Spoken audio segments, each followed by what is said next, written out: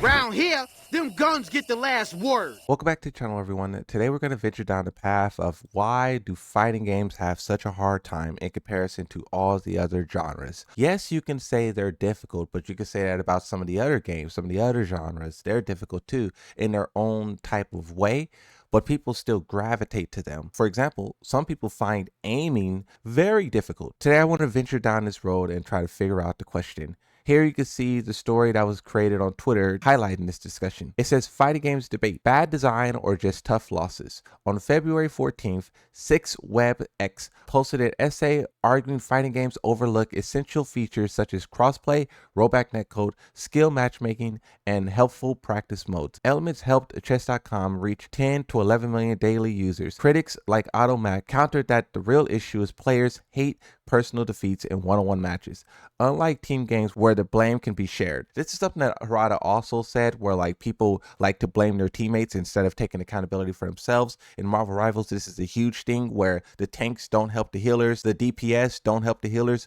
but then when they die, they blame the healers for not healing them. It's that mentality. Recent hits like Street Fighter 6 and Tekken 8 added these features and hit record peaks of 70,000 and 50,000 concurrent players. Yet the genre trails giants like League of Legends amid ongoing talks about single-player ramps and brutal loss mechanics. And you can see the tweet that was referenced here where it says fighting games aren't popular because people don't like losing. Let's say that this person is true. It would be in fighting games' best interest to incorporate some kind of team mode. I know there's some type of team games like Marvel Token and 2XKO, Tekken Tag Tournament at times, right? But I think you should have a secondary mode besides just ranked and quick match that has a team element to it. Whether that be team battle, where one person can pilot 8 characters, or you can have 8 people versus 8 people.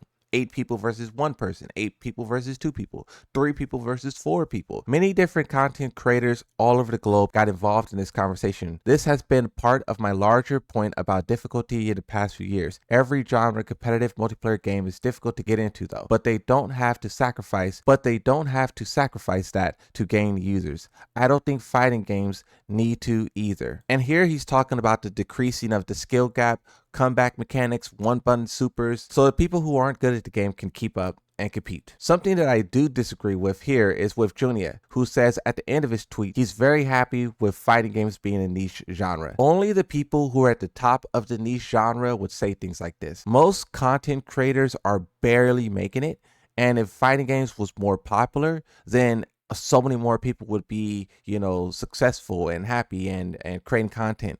We've seen so many times where pros had to retire because the tournaments aren't giving enough money. Their streams aren't getting enough views. Their content isn't contenting. Saying that you're happy with it being niche is kind of a bad take because it doesn't need to sacrifice its identity to become bigger.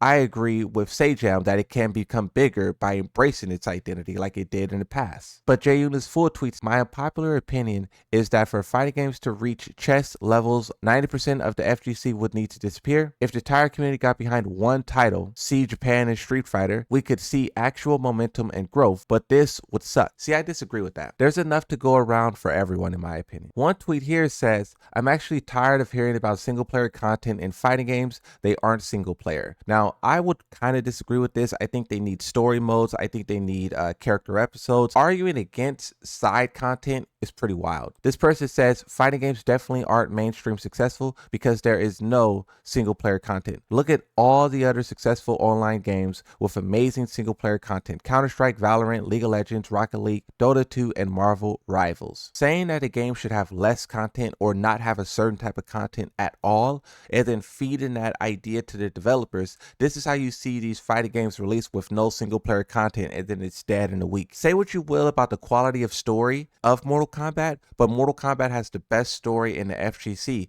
and a lot of people only play it for the story. They look forward to the story, look forward to the next section of the story to be told, and the game is constantly one of the best selling fighting games of all time because of it. That game is solely carried by its characters, its personalities, and the story. The gameplay for Mortal Kombat arguably has been pretty bad for the last 3 Mortal Kombats. But I do want to take a look at the tweet that sparked this whole conversation. It says, fighting games are bad products. not bad games. The genre 25-year-old fixation on its core gameplay has gotten us nowhere. Meanwhile, chess.com got 10 million DAUs just by making chess a better product. We need to think more seriously about how these games are packaged. This is something that I try to talk about in my videos, and a lot of the times I get laughed at for doing so. Pretty recently on Twitter, I suggested the idea to the developers that they add more practice to the practice mode. They added throw break training, which is something I fought very hard for. People called me a scrub.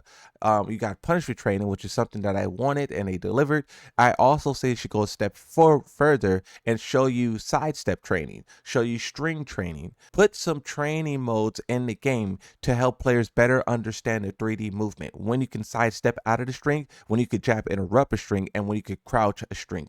That is the next evolution that I would personally like to see. But when I say that, the people who are already good at the game scoff at that idea, and they really are the main hurdle to the idea. And it happens like that with many other instances, and it does more damage than good. Just because you're good at the game doesn't mean that the game doesn't need these things. How we got here, where we stand against the broader market, how Jackie Chan may hold the answers, why Dress to Impress should be keeping the developers up at night, and what a fighting game built as a serious product in 2026 would actually look like. It says fighting games have a product design problem. 1. Fighting games currently reach roughly 1/10 of their potential audience. Changing the core mechanics will have almost no effect on the genre reaching its potential. I agree. There are multiple dimensions the genre can and must evolve in order to reach this audience. It shows here a quick listing of the sales of some of these franchises and also some of these games, but it's also just highlighting the early 2000s era and where it started. And in my opinion, this is where things kind of went wrong, because fighting games didn't properly evolve from arcades to console to online. They allowed for the FPS genre to come in and take over, where they should have been more aggressive and they should have been more aware that the team element was the future, and they should have made that a staple in their games. And in my opinion, I think Tekken with Team Battle had an opportunity to do so with ease. This bullet point says many in the FGC are cynical about the broad gaming market or just people in direction.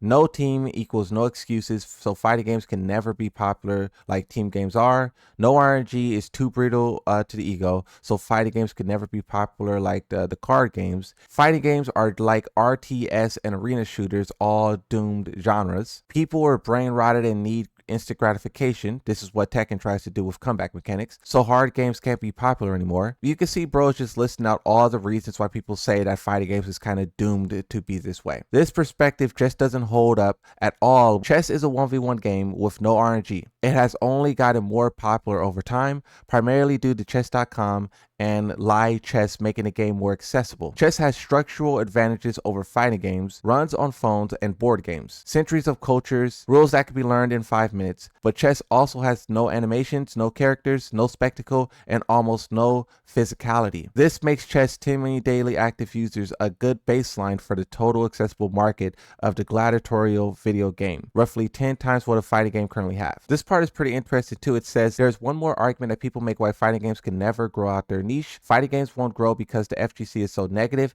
Everywhere is so eager to trash on every big patch and every new fighting game that comes out and kills the hype. If everyone was more positive and actually gave indie fighting games an honest chance, it'd show the developers that there's a market for something like that isn't Street Fighter. A community deciding to soften their criticism of the game genre with the goal of growing the community is effectively behaving as an unpaid marketing for the video game developers. And I don't mean this dismissively.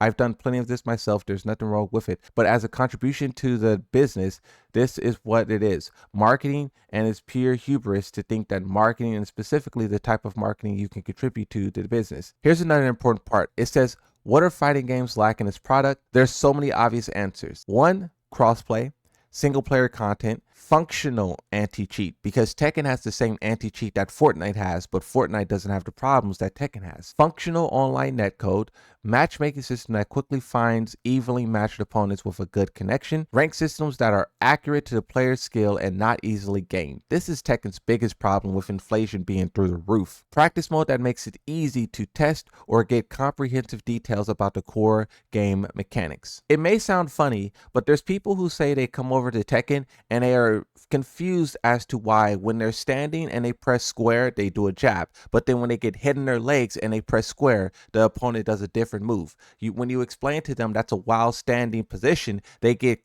totally confused by that whole concept. And you can see how some of the smaller things that's very important to Tekken isn't explained by Tekken. Like one of the most advanced techniques in the whole game, which I probably don't think a new player should be learning, but they should be aware of, is Korean backdashing. Korean backdashing has never, ever been explained by the developers, but it is taken into consideration when they're balancing the game. This essay is a really great read. I wanted to spread awareness to this so that the developers can hopefully learn from this, but really, this is just a great conversation. Thank you guys for watching. Hopefully you enjoyed the video. Like and subscribe, and bye-bye.